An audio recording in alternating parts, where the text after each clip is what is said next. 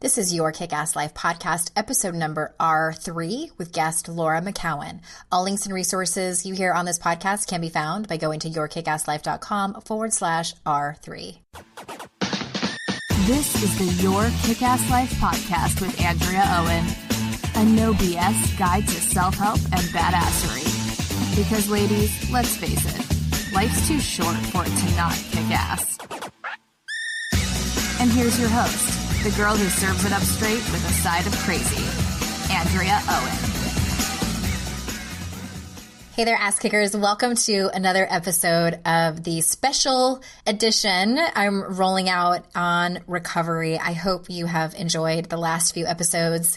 Well, actually, it's only been the last couple of episodes, I should say, as much as I have enjoyed sending them out to you. This has been a labor of love, and I just am ecstatic to be able to talk about something that's so very important to me that I don't really talk about a whole lot on my regularly scheduled podcast. And just a couple of things about it. First, if you have any questions that you specifically would like me to ask the guests or that you would like me to address, simply shoot us an email at support@yourkickasslife.com and let us know.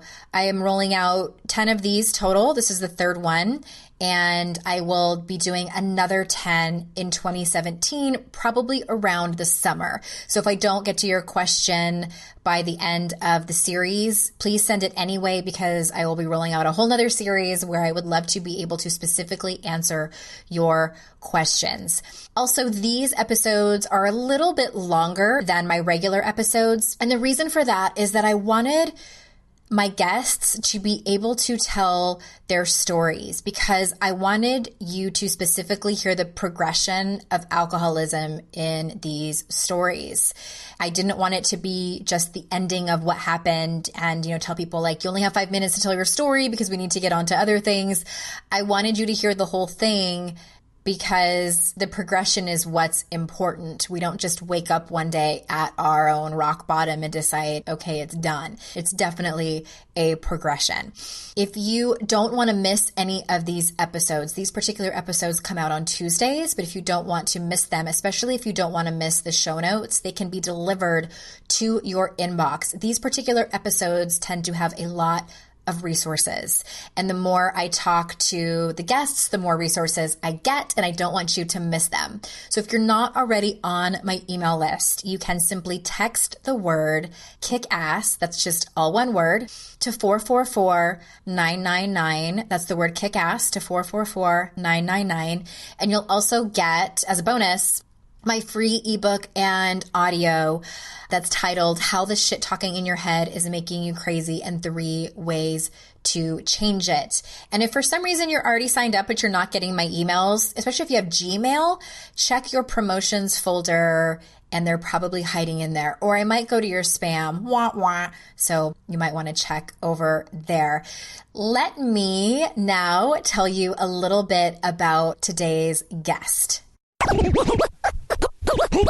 Laura McKowen is a mama, a writer, a light seeker, and a recovery warrior. In 2016, she traded in her corporate executive job to teach yoga and write full-time, and is a regular contributor to the Huffington Post, XOJane, Scary Mommy, and Elephant Journal, among others. She's the co-host of Home Podcast, a show that explores the big questions of life through the lens of addiction recovery.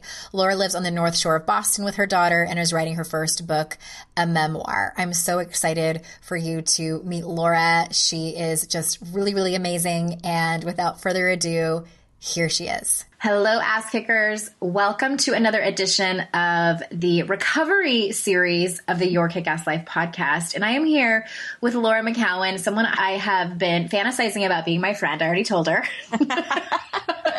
And we're friends now. We are. I didn't have to demand it. Thank you for agreeing. Anytime. And this is the third installment of this podcast. The show notes are over at yourkickasslife.com/R3. I cannot wait for you to meet her. So let's jump right in, Laura, and let's start. Let's just, dive right into the deep end. Like I was saying, that's what I like to do. Let's start with your story. So more specifically, what we're talking about on this series is we're interested in what was your relationship with alcohol before, and tell us when you realized it was time to quit and make a change. Okay, so my relationship with alcohol started youngish. I was a teenager, and it definitely wasn't one of those things for me. A lot of people tell stories about, the first time they drank, the lights came on and it was like they found the answer to, all of their insecurities and issues. And for me, it wasn't really like that, but I did notice that it allowed me to be things that I wasn't pretty quickly. It allowed me to particularly connect with the boys. It allowed me to not be anxious. It allowed me to kind of do whatever I want. I was a pretty good girl. I was kind of afraid of guys, but I wanted their attention so badly. And it felt like a way in, right? It smoothed things out for me. And so I started drinking. I was raised in a family where drinking was really common. It wasn't that it was, in hindsight, I can see that it was very overboard, but it wasn't outwardly like that. It was just around. It was like other families, probably. All the time. Yeah, it was there. It was just always there.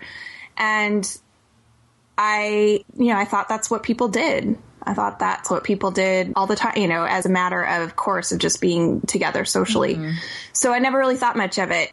When I do have, one story that I always tell where I remember there being a shift, and I think it's important because it's what I sort of chased for the next 20 years. But when I was 17, I graduated from high school. I was younger, on the younger side, and I had my high school graduation party at my family's restaurant. We owned a restaurant, and at that point, it was okay for me to drink because I was graduating from high school, and so we were all drinking openly, and that was awesome. I thought it was the greatest thing ever.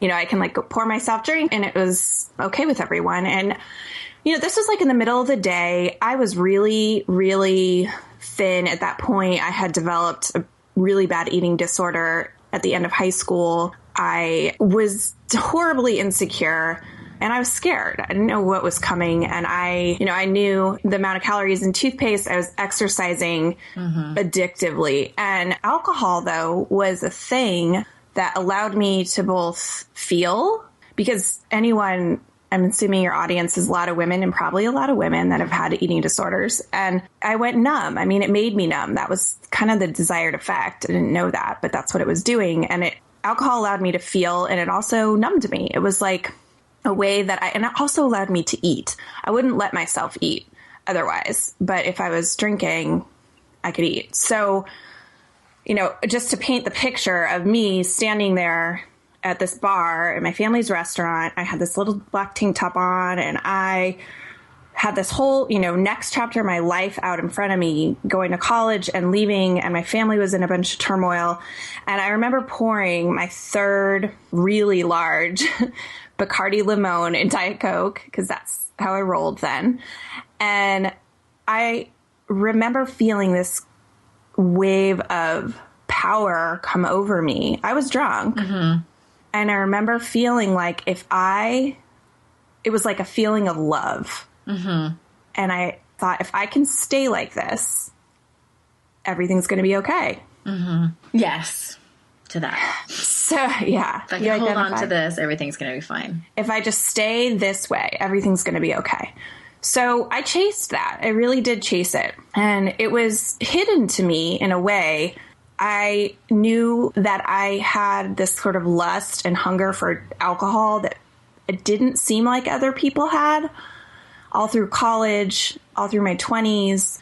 But I also surrounded myself with people who drank a lot. I went to a super big partying school. I started working in marketing and advertising. And so I was never, unless you really, really knew me, I didn't stand out much, There were a lot of signs along the way.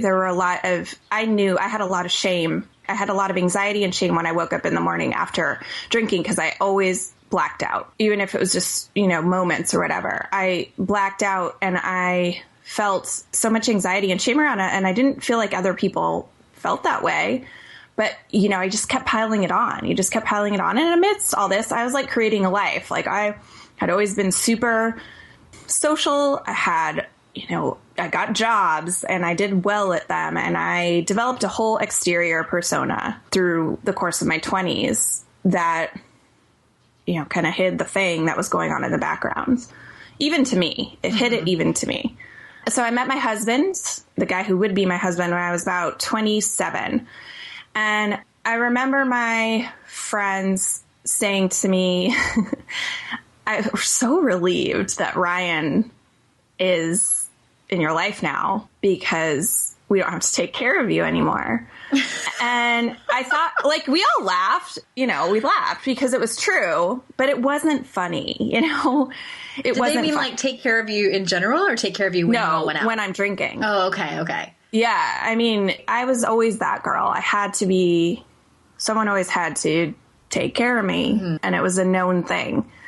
So my relationship with alcohol at that time, because I was like fell in love and I was distracted, and that became, I guess, the object of my energy, it tamped down. And there were lots of periods of time in my life like that. So, to me, it just kept it further from my consciousness that this was a thing, that this was an issue. Well, too, I think in your 20s, like, that's kind of what a lot of us did. For sure. It's just sort of the culture. And I hung out with people who went after it. Right. I mean, I loved the fact that we went out on Tuesday nights until 2 a.m. and we didn't think anything of it. And that's just what we did. I mean, I love the fact that we drank more after college than we did in college. I thought that was like the greatest thing ever. And I made friends who day drank, and that was the greatest thing ever. And every activity that we created was revolved heavily around drinking. And I loved it. I honestly, I'm sure you've heard this progression before, but the short version of my story would be something like all fun and some problems, some fun and some problems, no fun. And some fun. Some problems and some fun, and then no fun, all problems. And that's partly trying to have fun. Yes. Hey, wishing it was still fun. Convincing myself that it was still fun. Yeah. So that would be the short version. But so I met my husband, and, that moved pretty quickly. And there are two things that were really important in sort of how this progressed. One was I pretty quickly realized after I got married that I didn't want to be married. And I had no idea what to do with that. And I drank at it. I drank to know it. I drank to not know it. I drank to feel it. I drank to not feel it. And I, as you know, from being married, I mean, all your stuff comes up in relationships. You can't avoid it. I had no real coping skills or communication skills. So I drank, I drank at it. I didn't know how to deal with what I felt and the reality that I had created. So I just started to blow it up. Just set it on fire. Yeah. Little fire by little fire. And then sometimes very big fires. And the drinking was central to that. That's where I see, if you kind of track my drinking right after I got married, there was a big uptick in the problem area. And then I got pregnant with our daughter, and I was not happy about that. Felt really trapped. I didn't want to even be married. And yet I loved this man. I mean, I still love him, but, so it was like an extra mind fuck. And I got pregnant, and I, thought about all the reasons I didn't want to have this baby, but we had her. And when we had my daughter, that's when the second time it really changed again, because Did you go back to work, or did you stay home with her? Both. It would take a whole other podcast or two to talk about how insane the circumstances of our life was that time. It was 2010, just to put it in context. Oh, okay. Yes, I remember. So that's kind of all, a lot of us need to say. Neither of us had jobs. Yep. I had just been let go of mine. He just graduated from law school and got his MBA and couldn't find a job. For anyone listening that maybe isn't from the United States, 2010 was when we were just coming out of a very, very bad recession. Yes. And it was real. I mean, it was real. It was something that you and I hadn't experienced not in our lifetime.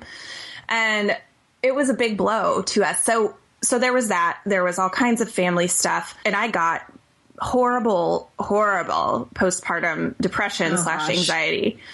And I didn't know that, though.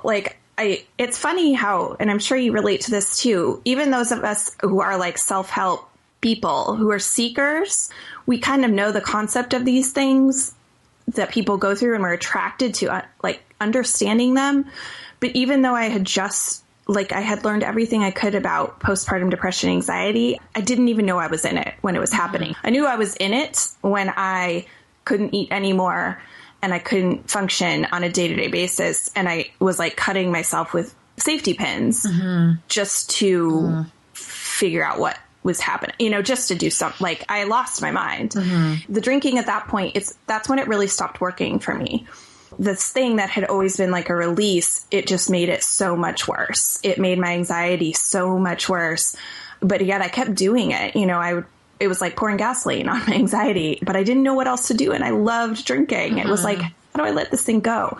So that was the sort of second turn. And then the third turn was when my husband and I separated, which was a few years later after a long, bumpy road. And, you know, the wheels just really came off because no one was watching me anymore. And I was kind of the thing that I wanted. I wanted to do what I wanted and drink the way I wanted and sleep with whoever I wanted. And, you know, I thought I wanted this. And I did. I wanted to not be married anymore, but I was so untethered and the drinking got really scary. So at that point, it got to be, I really didn't know what was going to happen to me when I drank. I didn't know if, you know, I would have to think through what is the worst possible thing that could happen to you tonight if you start drinking. And are you willing to pay the price for that? Are you willing to pay the price for potentially sleeping with that person that you know is going to be out? Are you willing to pay the price with ending up in Somerville at a drug dealer's house because you know that drugs are going to be available? You know, that's the kind of sort of twisted thought process I would have. And a lot of times I was willing, if I even had the cognizance to make the choice. So most of the time I didn't. And a lot of the time I didn't. You know, it took me a while to get to the point of realizing that I really just didn't have a choice anymore. It could go any direction. I could have a drink and maybe I would make it home and I would be fine. And I would, you know, definitely drink more at home, but no quote unquote damage done. But other times I didn't know. You know, I had a lot of jackpots. I got a DUI that was horrific. I totaled my car not shortly thereafter. My sort of turning point, which is the second part of your question, you know, when did I realize I had to stop, is one instance that really slammed me against the wall was I took my daughter to my brother's wedding in Colorado, and I left her in a hotel room the night of the wedding alone because I went back out in a blackout to the bar, and I woke up in someone else's room. 2 texts from my family saying, "Where are you? You know, your daughter is with us. She, by the grace of God, found my mother in a hotel of thousands of people." Ended up finding my mother. And that was the moment where I had to do something because now it was public. I mean, everybody, you know, my whole family was there and they knew, and they weren't going to, you know, watch me take my daughter down. And, and I was so pissed. I was horrified that I had done that to my daughter, but I was so mad that I had been caught. Oh, really? Oh my God. So you don't think you were ready? Like, had you up to that point thought, like, I wonder if I should think about getting help? Hundreds of times. Okay. I hadn't thought so far as to say, I wonder if I should get help. No, because that would have been like a real admission. I can trace back to, you know, that time when I was 17 of thinking this isn't right. But I didn't think it was the alcohol I always thought it was something else. Okay. Gotcha. But this was so in my face and so, I don't even need to explain it. That was the first time, you know, someone said to me, you have to do something about this, where I couldn't squirm out of it. I mean, my ex-husband had said that to me many times and a couple other people had too, but like the outsides were pretty good still. There's a lot of evidence that I could point to say, it's fine. You know, this part's fine. This part of my life's fine. I'm going through a hard time. And, you know, I was stressed out. Yeah. I'm going through a divorce. I'm XYZ. So that was in July of 2013. And then I went to my first 12-step meeting shortly thereafter. And I didn't accept it. I didn't start to my sober date, my last day one is September 28th, 2014. So over a year later is when I put it down for good. And in that time, you know, so much happened. But I think the difference, you know, what really caused me to turn around, or I think that the difference was I was so afraid of not changing at that point. I knew what was going to happen if I kept drinking. Yeah. I didn't know what was going to happen if I didn't. And that's terrifying, right? Even though it's, you know, potentially a lot better, like it's still unknown. And I didn't know what was going to happen, but I was so afraid of not changing. I couldn't imagine getting to the end of my life. It just didn't compute for me to get to the end of my life and say, no, I died of alcoholism, or I died of drinking, or I let my daughter be a motherless kid, or any of those things. I just knew, even though I was in so much pain and I was so broken, I knew I had a big, big light inside of me still. And in that time, I had started writing, which is what I had wanted to do my whole life. And I kind of wrote my way out of it. So I don't know what the magic thing was about September 28th. Honestly, I think it's a combination of all of many factors. But yeah, that was my last day. Wow. So there's such a great story too. Thanks for sharing it. And you're just being so candid and honest. And there's a couple things I wanted to say. And the first thing I want to point out for anyone listening is that I love that you told us, and obviously it was kind of the brief version, the 15-minute version of from when you were a teenager up until, you know, you were in your 30s. And I think that for anyone listening who's still drinking and thinking about getting sober, or who's in the beginning stages of recovery, or not even, who's been in recovery for a while, is that you might keep hearing what we say is it's progressive. And, you know, you didn't wake up one day getting shit-faced and leaving your daughter in a hotel room. Like, it was definitely something like that went downhill. I think too is, I don't know if it was like this for you, but my own progression scared the shit out of me. Like how fast it was happening. Oh, totally. It's terrifying. It is terrifying. And for me, I had some like lucid moments of thinking, if it's going this fast and it's this bad, what's it going to be like in 5 years? What's it going to be like in 10 years? Because I kept telling myself, like, I would hear stories like yours and I'd be like, well, I never had a DUI. Totally. I've never done that. I know. I remember seeing Ellie Schoenberg, who's actually now a friend of mine. This was back when Oprah still had her regular daytime show. It was on women alcoholics, and they were profiling Ellie at home. And she was talking about how she used to hide bottles of Chardonnay in the dryer and in the laundry room. And I was like, and you're like, well, that's an alcoholic, right? Let's just yeah. Or that show Intervention, like, holy hot mess. Like, that was a way for me to keep drinking. That was a way for me to convince myself that that was not me. But I think the thing that scared me was knowing how fast I was moving down that train, and that I knew deep down, as much as I didn't want to admit it, that I was going to end up that way. Yeah. I mean, that's a really good, or it's not good. It's just, I don't know that I had that. I had the sense of being on this train that was going faster and faster and faster and faster. But yes, it's so crazy how fast and how much it progresses and how tricky that is to our minds, you know, because we can go back to not too long ago, you know, and think it was like this. It looked like this, you know, I want that back. And it was so heartbreaking, truly heartbreaking, and filled me with a lot of grief. And that's something I don't think we talk about a lot, is to leave this life behind, to leave this idea of alcohol and what a drinking life meant and all the connections it made for me and all that, all the things I yoked to drinking, to leave it behind. Right. Yeah. I remember thinking, like, I could not imagine Andrea sober. Like, and it scared me. I was like, who am I without drinking? Like, I drink. Right. That's what I do. Yes. I am the fun one. I mean, to an extent. My ex-husband used to say, like, you're one shot of Patron away from just a disaster. Like, and we just never knew when it was going to happen, and it turned on a dime. And it always did turn.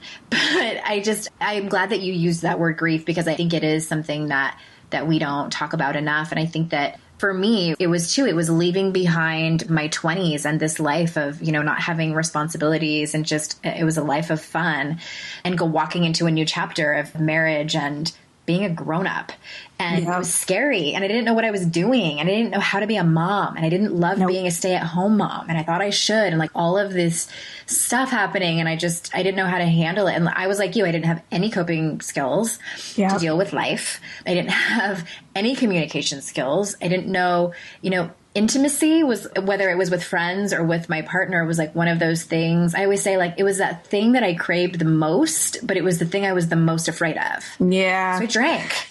Which is why you drink. Right. And then it just magically becomes accessible. Easier. I mean, it becomes easier just like that. I know you just made me think of something that, just on the progression note, towards the end, I would ride to work in my car that I loved, that I ended up totaling. I would ride to work. The mornings were always awful. At that point, I was a daily drinker, not drinking during the day, but I drank every night. I drank wine. And the mornings were awful and filled with anxiety and adrenaline. And it was just like, how can I, how do I get into this day? And so I had this routine, I would just like go. And I remember like being in my car, I'd be in this crazy traffic and putting on my mascara in the car and looking at my eyes, and they were bloodshot and also started to get yellow. And just looking at my reflection, like my own eyes, and thinking, this is what they're talking about. This is what it looks like. It's happening to me. It's happening to me, right? Yeah, all of these, it's interesting. I think like every person in recovery I've ever talked to has said that they had these like small moments of, Glennon Doyle Melton would call them invitations, to kind of stop the madness. I'm a kind of a believer that we all have different pain tolerances, and some of us can't take that much. And I don't know, maybe I'm someone that can't take that much. Like I got out, I think, fairly quickly, because I was definitely on that road to hiding bottles and getting a DUI. And I think I just escaped it because I just decided. And I know, because I love the podcast you have with you and Holly, who's going to be on next week as well. We'll link to it in the show notes, everybody. It's the Home Podcast. If you're interested in this, then you would love their podcast. But it was a couple of months back, you shared a story about when you were drinking, that something happened with your daughter. It was like that you had gone to a parade or something. Can you share that story with us? Because it was yeah, that's the story where, this isn't the parade story. I won't tell that one, but this is, I know which one you're talking about. There was like vomit and boots involved. Yeah, it was a shame episode, so there was lots of rough stories. But this is the one I know that you're talking about, and it's one that people have responded to the most. So towards the very end of my drinking, I was in my house. This is, by the way, like once you start going, especially to recovery meetings, it kind of ruins your drinking. I mean, I knew there was no part of me that knew that thought drinking was okay for me anymore. I just couldn't stop yet. I could stop for periods of time, but I couldn't stay stopped. And so every time I drank, it was really dark. And this was a night, it was like a regular Wednesday night or something, middle of the week. I had my daughter. I had put her to bed, and I had bought wine. I'm sure I had started drinking before she went to bed, because I never waited, but started drinking, and I had drank like a bottle, and I went back out and got another one down the street, and I blacked out, and I woke up at like 5 a.m. with that rush of adrenaline and anxiety and panic that was so familiar to me, and is the only thing I need to recall to to remind myself, of the hell, by the way. But I woke up to that upshot of adrenaline, anxiety, and panic, and I walked out because I didn't remember like end of night scene, like what was I doing? And I walked out into my hallway, and it was covered in vomit on my white walls. So like red vomit on my white walls, all down and on the floor. And it was all over my boots, winter boots. This was like in the middle of winter. And I started cleaning it just frantically, like scrubbing at these walls. This was a new house I had moved into. This is like where I wanted to be sober. It was another line I had drawn, like I'll do it then, I'll do it then, I'll do it then, I'll do it then, I'll do it when I move. Well, so it was like extra heartbreaking. And I was washing, just taking all the spray cleaner and trying to get it off. And my daughter woke up, and she was 5 at the time, and just said, Mama, what happened? Like, what are you doing? And I panicked. I was like, oh my gosh, I don't know, honey, something happened. Something must have fell. And she, grabbed a little cloth and got on her knees and started helping me clean. Oh my God. This little 5-year-old. And, someone must have got in, Mommy. And, it's just so strange. And I was just shattered. Mm-hmm. And that's the kind of stuff, that's the place where it took me, that place. So that's what the end of it looked like. And, that kind of stuff with my daughter is the worst. It's the worst. It's the hardest. It's the darkest. And it also fills me, every time I talk about something like that, I just become profoundly grateful that it's not where I live anymore. Like, that's not what's happening today. Mm-hmm. It's not what's happening today. So yeah, that's the story. Yeah. Oh gosh. I remember when you told that story on your podcast, I was like, oh my God. It reminded me of, my kids were little when I got sober, and I had 2 attempts at getting sober. My second one was apparently, hopefully, the one that stuck. So I got sober in May of 2011, and I had 4 or 5 decent months of recovery. I had a really tough sponsor in AA, and she was very sometimes strict. That's a blessing, right? Yeah. And I think that like where it became difficult for me was that I felt like it was very black or white, and I had to do it right or not at all, according to her standards. And, I can make excuses all day. Absolutely, positively was not her fault. And so I could have spoken up, and I didn't. And one day my husband and I got into an argument, and not having very good communication skills and a lot of abandonment issues. Mm-hmm. When that happens, it's a great combo. It's a great combination for a recovering alcoholic.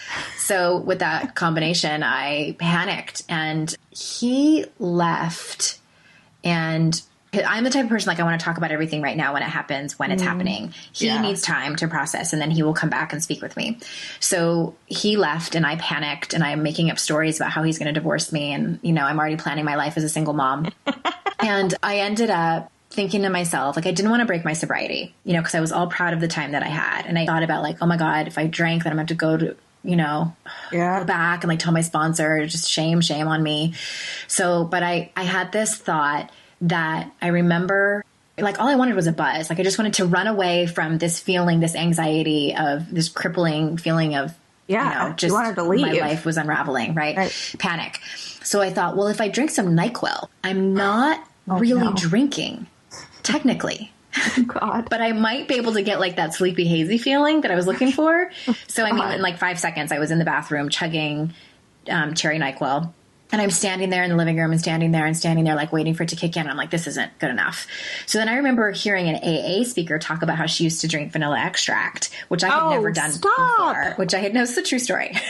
Swear to God, which I had never done right. before. This isn't like it wasn't pretty. It wasn't like, Oprah offered a me a martini. And like, cause those were like the relapse stories like I fantasized about. I'm like, if I ever relapse, it's going to be because I'm at a cocktail party with Oprah. One of my friends and I joke, if Adam Levine wanted to party and like, do some drugs with me and drink, I obviously would have to. I couldn't say no. Yeah. No, this isn't one of those, like, Okay. So we're at vanilla extract. So then I think about the vanilla extract and I go to the pantry and there was some in there and I took a swig of it and it was disgusting. And I looked at the back of the bottle. So this was in 2011 when this happened and it had expired in 2005. Oh my God. And it had like sediment all over the bottom of it. Like I didn't even shake it up. And I was like, at that moment, I was just so disappointed in myself. Like, did I really think that was okay? Apparently I did. Yeah. So at that point I just said, F it. And there was a bottle of wine in my house, which was probably a mistake. And so I opened it up and started drinking it. And then I think that my husband had come home, but I was, like hiding that I was drinking. And then a couple of hours later, probably not even that long, I was sitting, my kids were jumping on the bed in their room and I was sitting right outside of the door on the ground. We had this like hallway cabinetry thing and the bottle was in the cabinet. Like at that point, I didn't even put it in a glass. Like I just was like drinking it straight from like, the what's bottle. the point? And so I'm sitting outside of their door my husband must have been somewhere else, and they're jumping on their bed and playing. And so my son was 4 at the time, and I'm swigging back the bottle of Chardonnay or Pinot Grigio, one of the two. And he stops jumping and he looks over at me and he goes, kind of with like a smile on his face, and he goes, "Mommy, what are you doing?" And I looked at him. Funny. I'm sorry. And I was like, I don't know. And that's all I could, but like, no, it is funny, but at the time, I was like, what am I doing? What am I doing? I'm drinking wine. Like, I think it was like in the middle of the day too. It was like a Saturday or Sunday from the bottle with my children, because my husband and I got into an argument after drinking vanilla extract and NyQuil because I have anxiety. So yeah, it was just like those, and I had like a flash in my head of my children are going to end up in therapy regardless, but like I don't want them to end up in therapy because of this. Like at least I want to like pull this out of the equation. So I know that element of shame as a mother, I think that like there's such a stigma around just alcoholism in general. But I think for mothers, like good moms don't drink too much. Like that's right. The standard we have to live up to. But we're still supposed to be social and have play dates and like, and it's an extra thick level of shame for mothers, which is why I talk about it all the time. I know. And so do I. Do you ever, I mean, I know you're a couple years in now, but do you still ever have that voice that comes in and tells you that you could moderate, like you could just have one? No. Mm-hmm. I'm lucky. I'm really, really lucky. Those aren't the voices, the fucked up voices that I get. There's different ones, like for me, it's more about other stuff, like other ways to escape or constantly wanting an escape from myself. Yeah. Whether it's food or men or technology or whatever. But I have no illusion that I can moderate. It sounds like, honestly, moderation sounds like complete hell to me. Me too. I never wanted to moderate. Me neither. I was always drinking to get f***ed up. Mm-hmm. The way I describe moderation is like, I tell people, okay, so let's say you like ran a marathon this morning, 26 miles, and then came home and did yard work and you hadn't eaten all day. And I'm in the kitchen and I make you your favorite meal and you can smell it. And then I put the plate out in front of you and give you one bite. And that's great. That's but great. I'm going to keep the rest of it over here so you can still see it and watch everybody else eat it. Right. Like, does that sound like fun at all to you? No. Or even possible? Like, how's that manageable? It's not. You're going to go eat something. Right. Yeah, no, that's a great analogy. That's how I look at moderation. It doesn't sound fun. It sounds stupid. Yes, stupid is right. It sounds awful. What I can come up with. I didn't realize, and I hadn't expected to talk about this. So you've mentioned like men and sex and relationships a few times. Did you... Because I was a full-fledged love addict. So do you feel like you had any of those tendencies with men? I didn't know that I did. And I don't know, for some reason, the like love addict or that like sex addiction, maybe I just don't totally get it. I think it sort of overgeneralizes things. But I definitely used attention from men and men as another drug, as a way to get out of myself. Mm-hmm. And it paired with the drinking, but it got worse in a way. In some ways, it got worse when I stopped drinking because it plug up one thing and it's like the other. What else do you have? Okay, right. I'm gonna, and I have learned slowly, and I'm still very much learning that, that stuff is always there. The general discomfort of being a human being is there until you work on the root issues. And for me, a big root issue, sort of an original wound, is rejection and all my experience of rejection. And so what I started to do, what I see that I have done my whole life really is seek that experience out so that in an attempt to try to heal it, to heal that original wound of rejection. And, and then I'd act all surprised that, oh my God, I can't believe you're rejecting me. I can't believe this is happening again. And for the first time, I know for the first time, I feel like I'm not doing that. And it's a total miracle. It's like just as much as a miracle as not drinking to me. Yeah, I can imagine. Yeah. Well, for what it looked like for me, and, Pia Melody, wrote Facing Codependency, and she also wrote Facing Love Addiction. And when I read that in 2007, I'll have to look at those. Yeah. For me, it was such a slap in the face. Like, I felt like she was writing about my life. Yeah. And if you've ever struggled with codependence, I mean, all love addicts are codependent. Not all codependents are love addicts. So for me, what it looked like was like you were saying, like I looked to men and relationships and the chase and the attention as a drug. And my sense of self-worth and self-esteem and level of confidence depended on how much attention I was getting from men. And what's interesting is a couple years ago, it was on my 40th birthday, a bunch of my girlfriends got together and Courtney Webster was there. She was actually on last week. And we were talking about comorbidity in, with alcoholism. A lot of us had eating disorders and other ways to try to escape our world. I can't even remember what we were saying, but she was saying something about, I'm totally misquoting how she asked the question, but the way I interpreted it was like, if you could go back, which one would you pick? Like, which poison would you pick? And I was like, immediately I said men. Like that to me was more potent than booze. You would pick being able to do that again? Yes. Yeah. Interesting. That chase and that euphoria but they were very different. Like, because I don't feel like, I don't know. They were both definitely their own poison, and they kind of like, I got different things from both of them. I think that's why I used them together. Yeah. Yeah. So mixture of them together. I think that's what gets women so much. I mean, men too, I'm sure, but I don't ever hear a story of a woman with alcohol or drug addiction that isn't right alongside a really unhealthy relationship with men and sex. Yeah. I guess I have a hard time totally identifying with it because for me, the man thing didn't look like promiscuity for me, or I was like a good girl. I didn't have sex till I was 21. My husband was like the third person I slept with. And I don't even say that was a sense of pride. It was just like, that just wasn't what I was doing. Mine was sneakier. I was like, I want you to worship me. I want you to adore me. I will not sleep with you. And because that would be actual intimacy or something. I don't know. It wasn't until I started drinking a lot that I got to just chase that. And then it was like, oh my God, I have this power. Yes. I have this power in my sexuality that I love and I want to use it a lot. And drinking made it possible to use it without having being conscious about it. Yeah.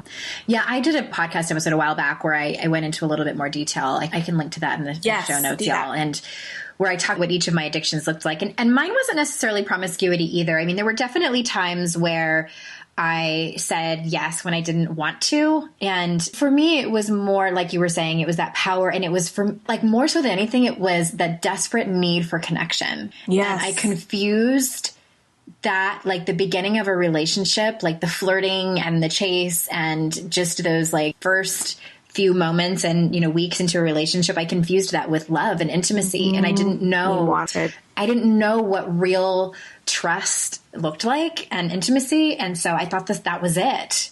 And I was furious if I got rejected. And, and it was just, it was like so not even just up. Furious, like you wanted to die. Rage. I mean, I just rage and yes. But I was so quick to reject people. Oh, yeah. So it's a fascinating thing. Yeah. Anybody who got too close, I was like, no, that's no. Even though that's what I wanted. Like it was, God, it was such a mess. Yeah. I recommend that book. I'll link to that in the show notes too, y'all. I mean, I think it's definitely one of those books where you take what you want and leave the rest. She talks about love avoidance as well. And just the cycle. And she talks a lot about codependence as well. So it's a good one to have. But I'm also curious, and I'm sure the people are too. So what do you do now to stay sober? Yeah. What don't I do to stay sober? Right? Truly, my whole life is not in like an oppressive way. It's just all in service of me staying sober. Because it is the most important thing to me. Let me start here because I'm also really curious. Like, what did you do that didn't work? Oh, okay. Well, this is fun. I did, thinking that I could do it my own way, that I was such a special flower and so much more intelligent / unique / I mean, you name it. My head worked myself out of sobriety time and time again. I never tried to moderate. That's one thing that I just don't get. The only way I tried to moderate was by doing drugs. Oh, okay. Yeah. I never was like, oh, I'll just drink, on this day of the week, or I'll just drink this many. That was hell to me from the beginning. I never wanted to do that. So I never tried to do that. I tried AA. I tried 12-step meetings, and then I tried not doing that. And I am a person that has gotten a lot from like 12 steps. And it also wasn't enough for me. I couldn't buy it wholesale and just do that. So those are the things that I did. I mean, there's probably more stuff. I tried everything. I mean, I tried to not know it. I tried to think myself out of it. I tried to put it off. I mean, that was one of the big things is I just always thought it would be better to do it later. I thought there would be a date when it would be easier or more appealing, or that it would stick. So I tried, all those things. And the things that I do to stay sober are, I do a lot of physical exercise and work, like being an embodied person. One of those. I feel like that helps you. How? Well, so a few things. And this is something I'm like deeply interested in, has become a big part of my work. But one piece is, I think, just from a purely physiological standpoint, we know that exercise releases endorphins and dopamine and creates a lot of the same effects as what we're trying to achieve when we do drugs or alcohol. But it's like, there's no hangover from that. There's no side effect. So I have always been an athlete, and I've always been someone who has liked exercising. I'm one of those lucky, annoying people. So I had that in my life, and I knew that I felt good when I did it. So from a physiological standpoint, like stress relief and creating those like good chemicals in my brain. But there's also a bigger thing. And this is why I have practiced yoga, although I didn't know this is why I was doing it, and why I have really like deepened my practice over the past 10 years is I think Nikki Myers says this, and I think it's absolutely true, that our issues live in our tissues. And all the trauma, and trauma is one of those words that, a lot of people think of trauma as like shock trauma, getting abused or getting raped or getting, PTSD. But trauma is really anything that exceeds your capacity to cope. This is Sean Corn, but it's perfect, saying it leaves you feeling helpless, hopeless, or out of control. So we experience stuff like that every day, right? And when we experience trauma, and we have a reaction in our body, and it gets stored in our tissue, and our body remembers that. So all of the experiences of my life as a woman, as a mother, as a married person, all of the experiences we accumulate over the course of our life, all of the shame experiences from my drinking, all of the everything, I do believe our body keeps the score. And I think unless we release that in some way, unless we discharge that energy, it stays in us. And for me, and I know you know this, but I feel like it's so useful to people that don't know it, because it didn't really occur to me. It's like, why am I so attracted to this practice of yoga? Why do I feel better? Not just better, but why do I feel like closer to God for me? Why do I feel more connected to myself? Why do I feel like I just met myself again by doing this physical practice? I don't understand. And I think that's why. And I don't think it has to be yoga. It's the best thing I know of, but I think it has to be anything that gets you out of your head and into your body.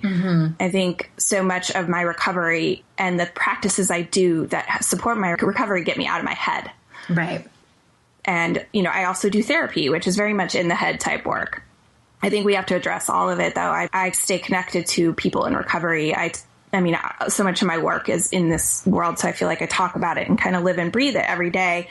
But I have sponsors. I also have lots of friends. I talk about this stuff all the time, and not to the point, like I would have thought, the me of 3 years ago would have thought that I don't want to sit there and talk about being sober or being in recovery all the time. I don't want that to be my life. But that's not my life. It really isn't. Like my life is big and beautiful and exciting and wonderful, and I'm free to do all these things just because I take care of that. Those are some of the things I do. I mean, really, it's kind of everything. I sleep. I take care of myself. I'm like nice to myself. I mean, basic that things worked. like sleeping. I sleep now. It's amazing. try to eat good things. I also don't beat myself up. Yeah. Well, that one right there. I mean, we could have a whole podcast episode just on that. I talk about that a lot. I know. That's kind of one of your jams, which is so important. Yeah. Just the whole self-compassion is, and I don't use this term unless I really, really mean it, but self-compassion has changed my life.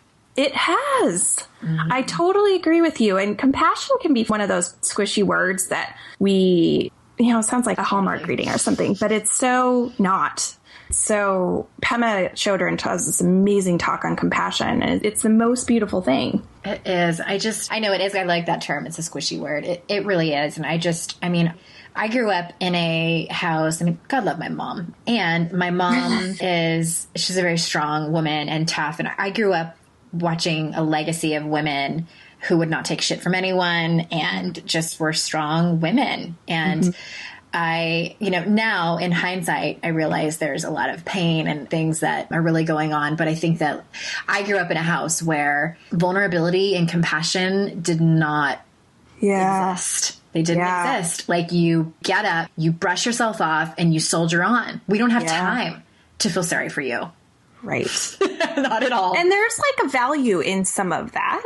There is a little bit, yeah. But it's imbalanced. For me, it bred perfectionism, and it bred extremely high expectations on myself and of others. I have to watch out with my expectations of my husband, more so. Poor guy. He's very patient with me. And it can breed self-loathing. And it breeds a lot of shame.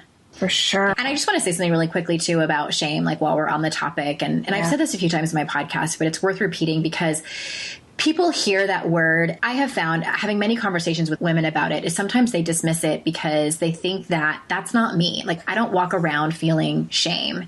And I think that what is actually happening is that we are running from it. We know what it's like and we know what it feels like because we've had moments of it. We all have. It's part of the human experience, but we are building a life where we're trying to run from it. So if you've ever participated in perfectionism, if you've ever participated in people pleasing or seeking approval, if you've ever participated in numbing, you are running from shame, girl. And I just wanted to point that out because it's so good. Misconception. So good. So true. And it's like, kind of like I was saying with trauma, like everyone experiences trauma. It's not just for like the bottom experiences that we think of. Shame, I agree. Shame is like, we don't want it.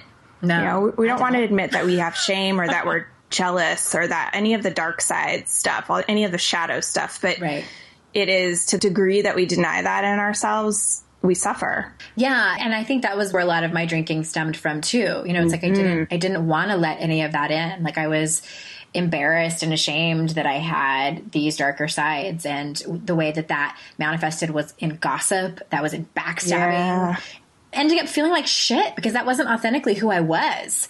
But I didn't know how to be it was like, that self-preservation of only the strong survive. Yeah. Sister, only the strong. Yeah, I know. I think that's, that is why you're doing this work. I'm sure you always see the beauty in that, Yeah, in hindsight, for sure. In hindsight, going through it, going through it in hell, and wiping puke off your walls. Sit there and go, I know this is going to be a beautiful experience someday. That will cause me, to feel much gratitude later. All right. So before we wrap up, and would you mind telling us one thing you're really proud of right now and one thing that you're struggling with? Yeah, I'm really proud that I'm coming up on 2 years sober. And I'm really, really proud that I have stayed willing to stay with myself. Like, I've stayed with myself. I haven't abandoned me for a really long time. What I mean by that is, like, I've seen so much really rough stuff come up as a result of just being sober and awake. And I have been willing to, through the help of other people, like, I did not do this on my own. And I never do, to stay with myself. Like, that just feels so good. That is not where I lived for so long. I always wanted to leave, and I did leave, and that's okay too. But I'm really proud that I stay with myself. And what that looks like is I'm a better mom. I'm a better friend. I have a shot at being compassionate towards other people. I feel really good about that. I mean, it has sort of been everything. Like, it has allowed the universe to unfold in a way that I could have never imagined. for me. I quit my job and I started on this whole new path. And I think that all comes from staying with myself. And by myself, I mean the truest part of myself. Like, I mean, like the God part of myself. Yeah. And trusting that. So I would say that the thing that I'm struggling with, I mean, I'm writing a memoir. So You are? yes. So glad to hear that. You're such a beautiful writer.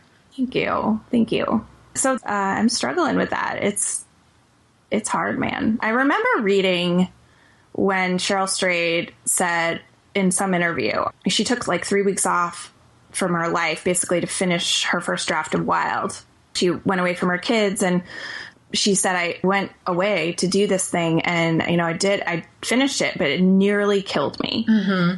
And I was like, you know, really? Like, how hard could it? Oh my God, a memoir? Like, Yes. I get it being hard, and I write about my own stuff all the time, but it really almost killed you, and I'm now understanding what that means. Like, parts of me are having to die.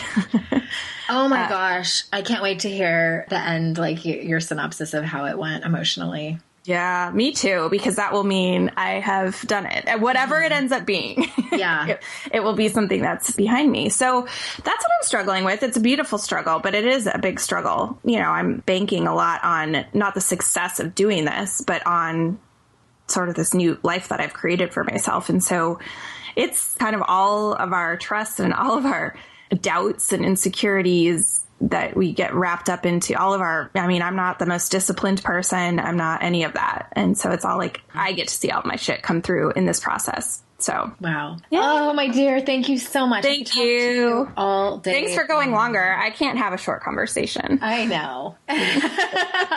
I've trained myself to have them having, 100 and something episodes over I here, know. I'm just so glad. I'm just grateful for this conversation and getting to talk to you about something that matters so much, and for you to tell your stories to help other people. And I'm just honored that you're willing to share it with my audience. And I will link up to where you are on the internet. I know that you do retreats, and I will link up to the podcast that you have with Holly. And if you guys are dying to know right now, if you go to lauramckowen.com and follow her on Instagram, definitely. You're one of my favorite people to follow on Instagram. Oh, thanks. You too.